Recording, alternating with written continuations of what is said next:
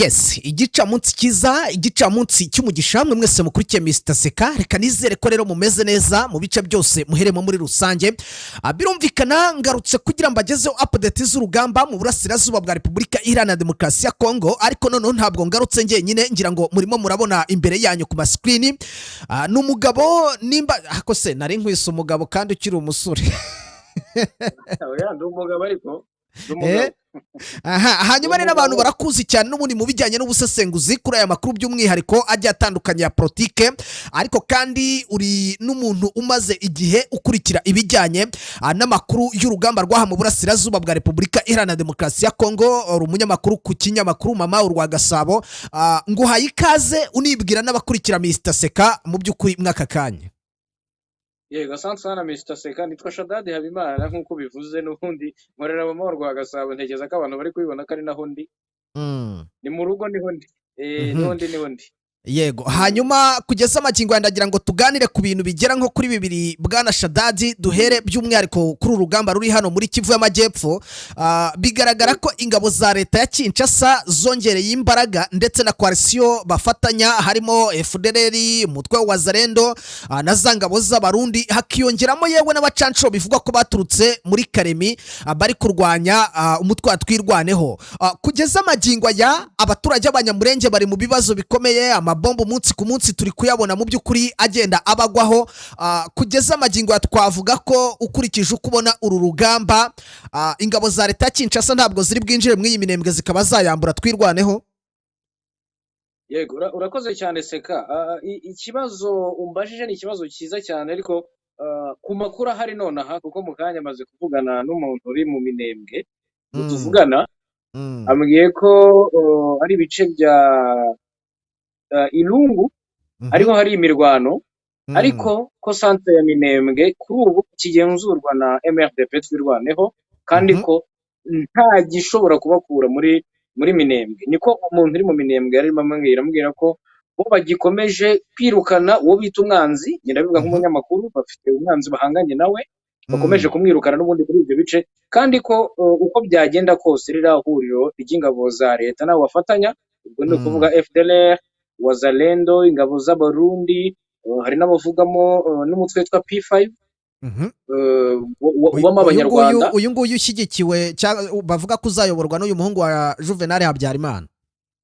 Yego, byose biravugwa, nabo bawuvugwamo kare umwe mu mitwe yifuza kwigarura Minembwe centre, ariko abarwanyi batwirwaneho bo bagikomeje mu by'ukuri kwihagararaho ko Minembwe centre bidashoboka ko iri huriro rishobora kuba ryinjiramo, nubwo rifite ingufu rikomeje wenda no kugenda. Hari burya mu gisirikare hari terime bavuga, hari ugutsinda urugamba no gutsinda intambara. Yego, ibyo ni ibintu bibiri bitandukanye. Ushobora gutsinda urugamba rwo mu gace runaka, ariko intambara mu buryo bwa rusange ikakunanira. Ubwo rero niyo bavuga ati dushobora gutsindirwa hamwe, ko ahandi ho turacyahagaze bw'ubu. Bigaragara ko sinzi nari nguciye mu ijambo, twabonye Afande Rugabo afatwa nk'umuvugizi wa Twirwaneho, atangaza ko nta bikoresho bafite, ndetse mbese ubona ko avuga ko nta mbaraga bafite zo kuba bahangana n'ibikoresho leta ya Kinshasa iri gukoresha mwaka kanya. Ku kijyanye n'ubuzima bw'abaturage cyangwa se aba basivili b'Abanyamurenge bari kugenda babigwamo, ibyabo byangizwa, ku ruhande rwawe ubona ari indi ubundi wagakwiye kuba ubifite mu nshingano mwaka kanya ku buryo yahagarika ibi bintu? MRDP nk'icyama cyangwa se ishyaka, reka mvuge gutyo, ribarizwa muri AFC, Alliance Frere Congo. Yego, MRDP ni umwe mu mitwe iba muri AFC ifite imitwe ya gisirikare ishamikiyeho, cyangwa se iyishamikiyeho. Ubwo ni ukuvuga Twirwaneho. Yego, nk'uko M23 nayo ifite ARC, Armée Révolutionnaire Congolaise. Abo rero icyo bakoze ihuriro rero ryahuye, abafite ingufu nibo bashobora gufasha abandi. Byumvikane ko ARC igomba mu bushoboka byose, niba bari mu ihuriro rimwe mu buryo bagomba gufatanya.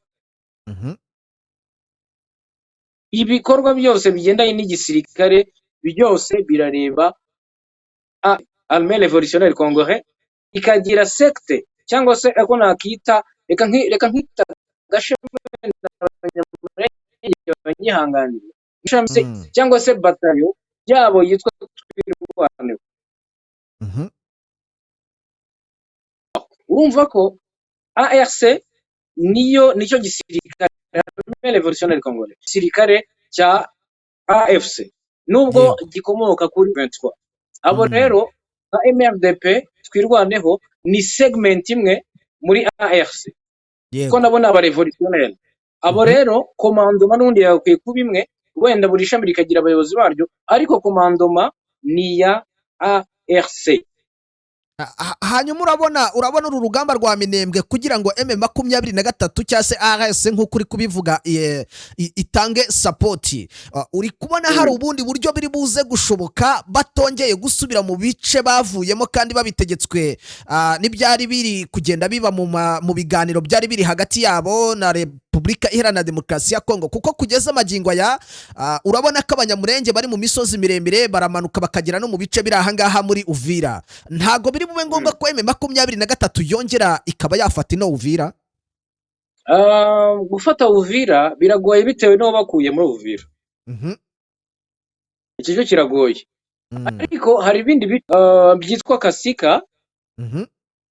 Ibyo ni ibice biherereye mu nzira zijya Zanzibira usa nkaho werekeza Shabunda, ariko ugasa nk'umanuka muri bya bice n'ubundi bigeze kuberamo imirwano ikomeye. Ibyo bice igice kibitandukanye na Minembwe nabyo ni ishyamba ry'itombe. Iyo niyo nzira ishobora gushoboka, cyangwa se kuba AFC M23 igifite abo bashobora kuba bakorana bari mu bice bya Murenge, iyo nayo n'indi nzira ishoboka. Ariko wenda ikibazo gihari ni uko icyo gice cya Murenge n'igice cya hagati yabo ni nk'uduce dutandukanye, dufate nk'ibirwa. Minembwe irahari ririmo MRDP twirwaneho, igice cya Murenge n'ibindi bice bituyemo abanyamurenge bake bake ndetse n'abafurero bigiye birimo n'ubundi abandi barwanyi ba AS23 cyangwa se n'abandi babashyigikiye, ariko hagati yabo hakabamo ya coalition ya leta. Yumvikana ko ikiraro kibahuza gishobora kuba cyazitirwa, ariko ukurikije ingufu ingabo za ARC, nanze kuvuga M23, ingabo za ARC zakomeje kugenda zigaragaza mu gihe zajyaga gufata umujyi wa Uvira, ndetse bigasa nkaho bitumye Minembwe ibasha kuba ari agace gatuje gatekanye. Hari icyo byongereye cyane cyane ku banyamurenge n'ubuzima, ndetse bakasa nk'abagira icyizere cy'ubuzima.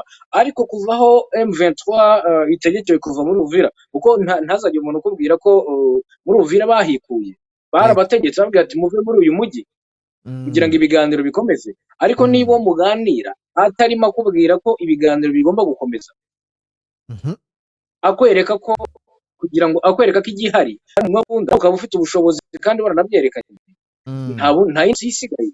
Option iri buze kuba ni option yo kurwana. Yego. So ngira ngo Bwana Shadadi inzira ihari nakubwiraga, uretse nyuma yo mu bice bya Kasika n'ubundi hirya muri za teritwari za Mwenga, hakazamo inzira y'inzitane y'ishyamba. Ikindi gice cyaba gisigaye ni uko M23 yakora offensive ikavuga iti tuvuye mu bice bya Murenge tugiye kwihuza n'agace ka Minembwe. Hanyuma ubwo bisobanuye ko M23 itazasubira Uvira, ariko kujya gutanga support muri Minembwe byo bishoboka kugira ngo batabare bari abanyamurenge. Nta nzira zihari zintuze, bavuga inzira nziza, imihanda ikoze neza, ariko abasirikare ntabwo bagombera imihanda. Bafite uko babigenda, bafite inzira zabo bagenda. Hari inzira nyinshi rero zitandukanye ziri muri ibyo bice. Yego.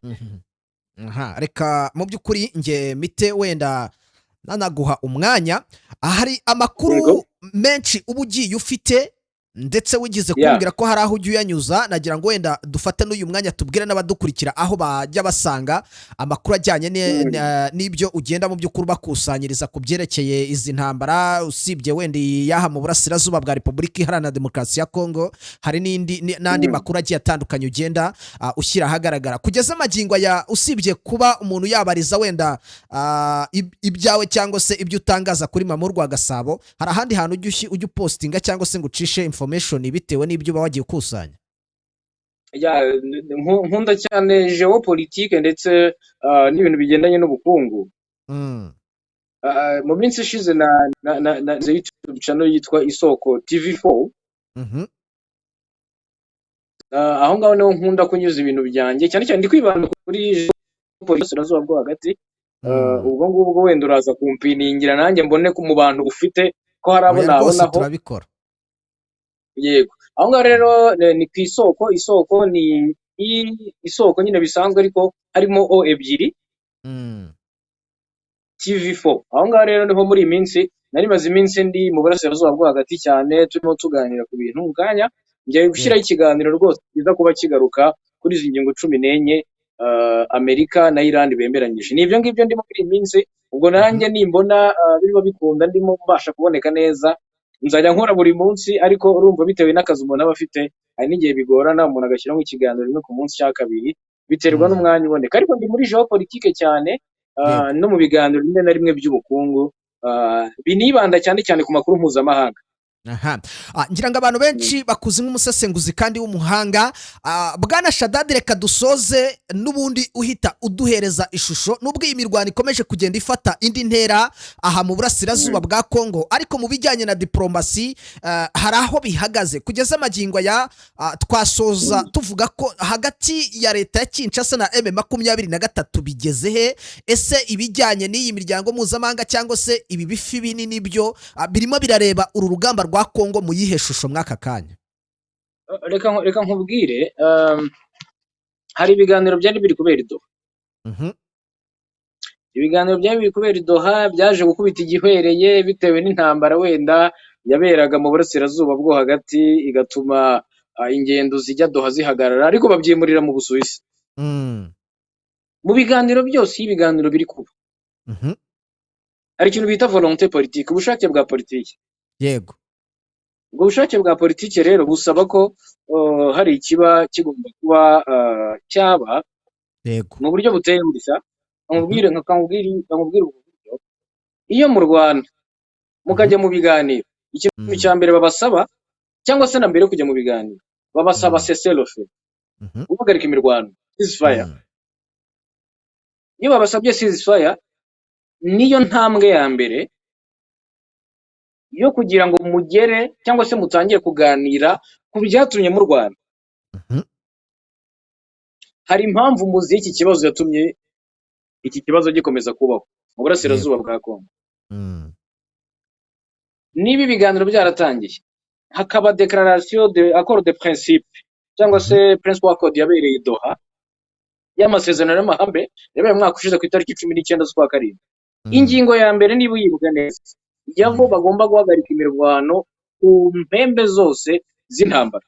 Yego, buri ruhande ntabwo rwigeze rubyubahiriza muri aya masezerano, kandi buri ruhande rwose rwazaga rurira ruvuga ko rwagabweho ibitego. Yego, so niba hatari volonté politique, ariko volonté politique hari ibyo AFC 23 yagiye ikora, birimo kurekura abasirikari kugenda iva mu duce tumwe na tumwe. Rega nubwo abantu batabivuga, hari n'ibice bimwe na bimwe byo muri Rubero izi nyeshyamba zavuye. byibuza se ku ruhande rwayo ababikurikirana babona ko hari ibikorwa. Nkiza nko kuri barometre ni igipimo bajya bapimiraho amasezerano y'amahoro yasinywe cyangwa se amasezerano mu zindi ngingo zose. AFC 23 ifite nka 50% by'amasezerano yasinye, mu gihe leta ya Kongo yo navuga ko ifite nka 2%. Kuko icyo yakoze ni ugusinya amasezerano. Volonté politique ku ruhande rwa Kongo iyo nkurikije ibiri kuri tere ntayihari. Okay, ubwo dukomeze tubihanga amaso tuzarebe uzemera, gusa bashobora no kuzagwa miswi. Hari ibyo nabonye bavuga ngo Kisekedi nahindura itegeko nshinga ngo hari ibishobora kuzahinduka no ku ruhande rwa AFC 23, ariko ibyo wenda ntushobora kubyizera. Byo wowe ubibona ute? Hari icyo guhindura itegeko nshinga bishobora kwafekta cyangwa guhindura kuri iki gice cya mu burasirazuba bwa Kongo? Yego, hari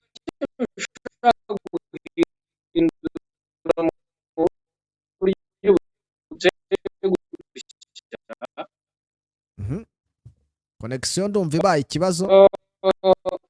mu mwaka hari ngamugari ryemerera abaturage batuye mu bice by'uburasirazuba kuba baba ari abakongomani igihe iki gihugu cya Repubulika ya Demokarasi ya Kongo cyitwaga Zaire.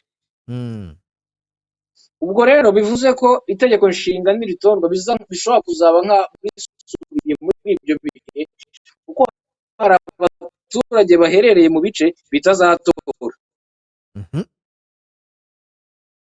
Ubwo ntibazaba ari abakongomani. Ibishuri kubakururira kudekarara igihugu cyabo. Nabonye Joseph Kabila wahoze ayobora iki gihugu yise sudanization. Aho rero harimo imitego ibiri kuri Perezida Tshisekedi. Either referendum cyangwa se kamarampaka igomba kuba ibi bice yamaze kubyigarurira, abifite abaturage babyo bose bagatora bakitabira amatora y'umukuru w'igihugu yo guhindura itegeko nshinga. Mu gihe batazaritora irizaba ribareba. Reka rero ngushimire.